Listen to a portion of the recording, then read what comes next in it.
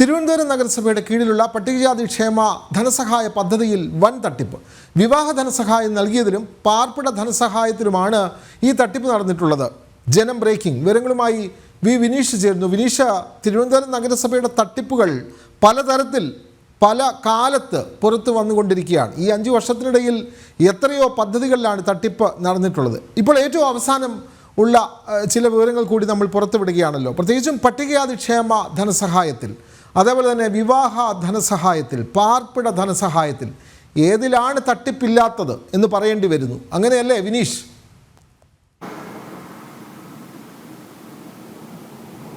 തീർച്ചയായിട്ടും വിനോദ്, 2023-24 ഘട്ടത്തിലെ സാമ്പത്തിക വർഷത്തിലെ കണക്കുകൾ പരിശോധിക്കുമ്പോഴാണ് വലിയ തട്ടിപ്പ് പട്ടികജാതി ക്ഷേമ വകുപ്പിൽ അല്ലെങ്കിൽ അത്തരത്തിൽ തിരുവനന്തപുരം നഗരസഭയുടെ കീഴിലുള്ള പട്ടികജാതി ക്ഷേമ ധനസഹായ പദ്ധതിയിൽ നടന്നിരിക്കുന്നത് എന്ന കാര്യത്തിൽ സംശയമില്ല. നമ്മൾ വിവരാവകാശ പ്രകാരം ചോദിച്ച രേഖകളിൽ നിന്ന് മനസ്സിലാക്കാൻ സാധിക്കുന്നതും അത്തരത്തിലാണ്.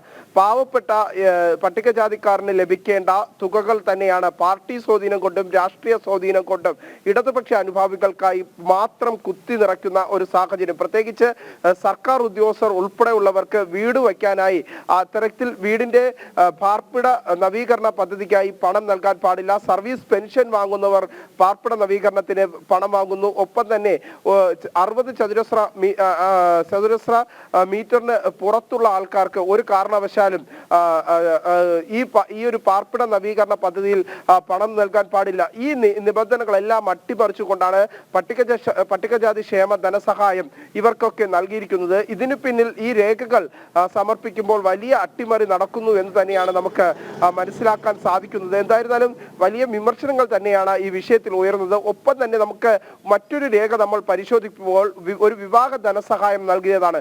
വെട്ടുകാട് വാർഡിലാണ്, തിരുവനന്തപുരം നഗരസഭയുടെ കീഴിലുള്ള വെട്ടുകാട് വാർഡിൽ ഒരു വിവാഹ ധനസഹായം നൽകിയതാണ് നമ്മളെ ആശ്ചര്യപ്പെടുത്തിയത്. കാരണം മറ്റൊന്നല്ല, ഒരു ധനസഹായവുമായി ഒരു കുടുംബം ഈ പട്ടികജാതി ക്ഷേമ നഗരസഭയുടെ കീഴിലുള്ള ധനസഹായ പദ്ധതിയുടെ മുന്നിലേക്ക് എത്തുന്നു.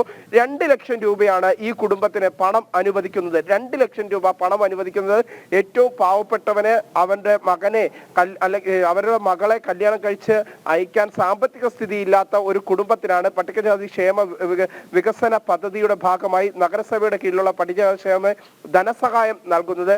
ഈ ധനസഹായത്തിലാണ് അട്ടിമറി നടന്നിരിക്കുന്നത്. ഈ 2 ലക്ഷം രൂപ വാങ്ങിയ വ്യക്തി കല്യാണം നടത്തിയത് നമുക്കറിയാം ഒരു പ്രമുഖ, അതും വിവരാവകാശ രേഖയിൽ തന്നെ ഉണ്ട്, ആ കല്യാണ ലെറ്ററിൽ തന്നെ കൃത്യമായി അച്ചടിച്ചിട്ടുണ്ട്. ഒരു പ്രമുഖ കൺവെൻഷൻ സെന്ററിൽ വെച്ചിട്ടാണ്, തിരുവനന്തപുരത്തെ തന്നെ ഏറ്റവും പ്രമുഖമായ ഒരു കൺവെൻഷൻ സെന്ററിൽ വെച്ച്. ആ കൺവെൻഷൻ സെന്ററിന്റെ ഒരു കല്യാണം നടത്തേണ്ട വാടക എന്ന് പറയുന്നത് 3.5 ലക്ഷം രൂപയും ടാക്സും ഉൾപ്പെടുന്നതാണ് ആ ഒരു കല്യാണം നടത്താനുള്ള വാടക. അപ്പോൾ അത്തരത്തിൽ പാവപ്പെട്ടവർക്ക് ലഭിക്കേണ്ട പണം രാഷ്ട്രീയ സ്വാധീനം കൊണ്ടും പാവപ്പെട്ട പട്ടികജാതിക്കാരന് ലഭിക്കേണ്ട പണം രാഷ്ട്രീയ സ്വാധീനം കൊണ്ട്, ഉദ്യോഗസ്ഥ സ്വാധീനം കൊണ്ട് വൻകിടക്കാർ കയ്യിലാക്കുന്നു, അല്ലെങ്കിൽ സാമ്പത്തികമായി മുന്നോക്കം നിൽക്കുന്ന പട്ടികജാതിക്കാർ കയ്യിലാക്കുന്നു എന്ന് തന്നെയാണ് നമുക്ക് എടുത്തു പറയാൻ സാധിക്കുന്നത്. നമുക്ക് വിവരാവകാശ രേഖ പ്രകാരം ലഭിച്ച രേഖകൾ പരിശോധിക്കുമ്പോൾ ഞെട്ടിക്കുന്ന തരത്തിലുള്ള വിവരങ്ങൾ തന്നെയാണ് നമ്മുടെ കയ്യിൽ ലഭിക്കുന്നത്. കാരണം യാതൊരു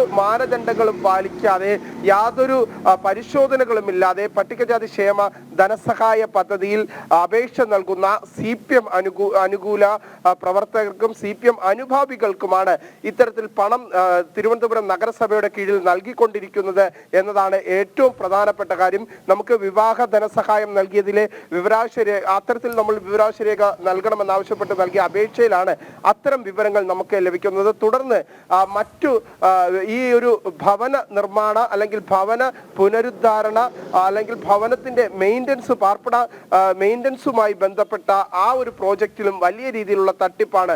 അതിൽ ധനസഹായം നൽകിയതിലും വലിയ തട്ടിപ്പ് നടന്നിട്ടുണ്ട്. മാനദണ്ഡങ്ങൾ അട്ടിമറിച്ചുകൊണ്ടുള്ള വലിയ തട്ടിപ്പാണ് തിരുവനന്തപുരം നഗരസഭയുടെ കീഴിൽ പട്ടികജാതി ക്ഷേമ ധനസഹായ പദ്ധതിയിൽ നടന്നിരിക്കുന്നത് എന്ന കാര്യത്തിൽ സംശയമില്ല. കഴിഞ്ഞ 2023-25 സാമ്പത്തിക വർഷം പരിശോധിക്കുമ്പോൾ അർഹരായ ഒരാളുടെ കയ്യിൽ പോലും കൃത്യമായി ഈ സാമ്പത്തിക സഹായം ലഭിച്ചു ലഭിച്ചിട്ടില്ല എന്നതാണ് നമുക്ക് ഈ രേഖകളിൽ നിന്ന് മനസ്സിലാക്കാൻ സാധിക്കുന്നത്. കാരണം ഒരു രാഷ്ട്രീയ സ്വാധീനം കൊണ്ടും ഉദ്യോഗസ്ഥ സ്വാധീനം കൊണ്ടും പാവപ്പെട്ട പട്ടികജാതിക്കാരന്റെ അർഹതപ്പെട്ട പട്ടികജാതിക്കാരന് ലഭിക്കേണ്ട തുകയാണ് മറ്റ് അനർഹരായ പട്ടികജാതിക്കാരുടെ കയ്യിലേക്ക് എത്തുന്നത് എന്ന കാര്യത്തിൽ സംശയമില്ല. അതിൽ ഏറ്റവും പ്രധാനമായി നമ്മൾ എടുത്തു കാണിക്കുന്ന ഒരു ഉദാഹരണമാണ് വിവാഹ ധനസഹായം നൽകിയത്.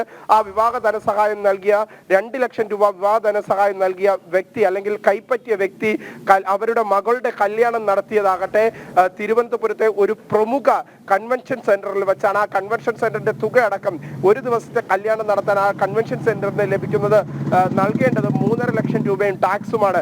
അങ്ങനെ പണം നൽകാൻ കഴിവുള്ള അല്ലെങ്കിൽ അത്തരത്തിൽ കഴിവുള്ള ആളുകൾക്ക് ആണ് ഇത്തരത്തിൽ ധനസഹായം നൽകിയിരിക്കുന്നത്. ഇതിനു പിന്നിൽ വലിയ രാഷ്ട്രീയ ഇടപെടലുകൾ ഉണ്ട് എന്ന് തന്നെയാണ് നമുക്ക് മനസ്സിലാക്കാൻ സാധിക്കുന്നത്. കാരണം പ്രത്യേകിച്ച് വരുമാന സർട്ടിഫിക്കറ്റ് നൽകേണ്ടതുണ്ട്, അവരുടെ ചുറ്റുപാടിലെ രേഖകൾ സംബന്ധിച്ച് അവരുടെ സാമ്പത്തിക സ്ഥിതി സംബന്ധിച്ചുള്ള രേഖകൾ പരിശോധിക്കേണ്ടതുണ്ട്, റേഷൻ കാർഡിലെ വരുമാനം പരിശോധിക്കേണ്ടതുണ്ട്. അങ്ങനെ വ്യക്തമായ പരിശോധനകൾക്ക് ശേഷമാണ് ഇത്തരത്തിൽ പട്ടികജാതി ക്ഷേമ ധനസഹായം നൽകുന്നത്. അതിൽ അട്ടിമറി നടന്നിരിക്കുന്നു എന്നത് തന്നെയാണ് നമുക്ക് വിവരാശ രേഖകൾ പരിശോധിക്കുമ്പോൾ മനസ്സിലാക്കാൻ സാധിക്കുന്നത്. തിരുവനന്തപുരം നഗരസഭയുടെ കീഴിൽ ഉള്ള ധനസഹായ പദ്ധതിയിലാണ്, പട്ടികജാതി ക്ഷേമ ധനസഹായ പദ്ധതിയിലാണ് ഇത്തരത്തിൽ അട്ടിമറി നടന്നിരിക്കുന്നത്.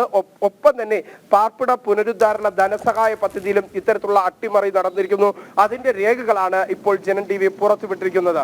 വിനോദ്, തീർച്ചയായും തിരുവനന്തപുരം നഗരസഭയുടെ കീഴിലെ പട്ടികജാതി ക്ഷേമ സഹായ പദ്ധതിയിൽ, ഭവനദാന പദ്ധതിയിൽ, അതേപോലെ തന്നെ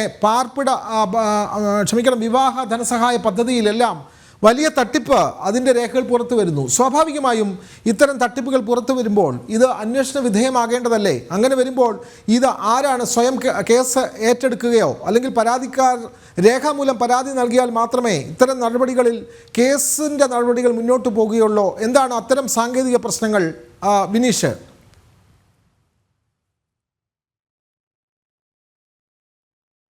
മറ്റൊരു പട്ടികജാതിക്കാരൻ ഈ ഒരു വിഷയം ചൂണ്ടിക്കാണിച്ചുകൊണ്ട് പരാതി നൽകിയാൽ നടപടിയുമായി ഉദ്യോഗസ്ഥർക്ക് മുന്നോട്ട് പോകാം. പക്ഷേ ഇത് ഉദ്യോഗസ്ഥരുടെ ഒരു മൗന സമ്മതം അല്ലെങ്കിൽ ഉദ്യോഗസ്ഥരുടെ ഒരു ഇടപെടൽ കാരണം തന്നെയാണ് ഈ മാനദണ്ഡങ്ങളെല്ലാം തെറ്റിച്ചുകൊണ്ട് ഇത്തരത്തിൽ പട്ടികജാതി ക്ഷേമ ധനസഹായ പദ്ധതി നൽകുന്നത് എന്ന് തന്നെയാണ് നമുക്ക് മനസ്സിലാക്കാൻ സാധിക്കുന്നത്. കാരണം വിവാഹത്തിന് നൽകിയിരിക്കുന്ന വിവാഹ ധനസഹായവുമായി നൽകിയിരിക്കുന്ന 2 ലക്ഷം രൂപ അത് അർഹതപ്പെട്ടവന്റെ കയ്യിലേക്ക് എത്തേണ്ടതാണ്. പക്ഷേ അർഹതപ്പെട്ടവർ ആണ് എങ്ങനെ എന്നത് പരിശോധിക്കേണ്ടത് കുറെ മാനദണ്ഡങ്ങളുണ്ട്.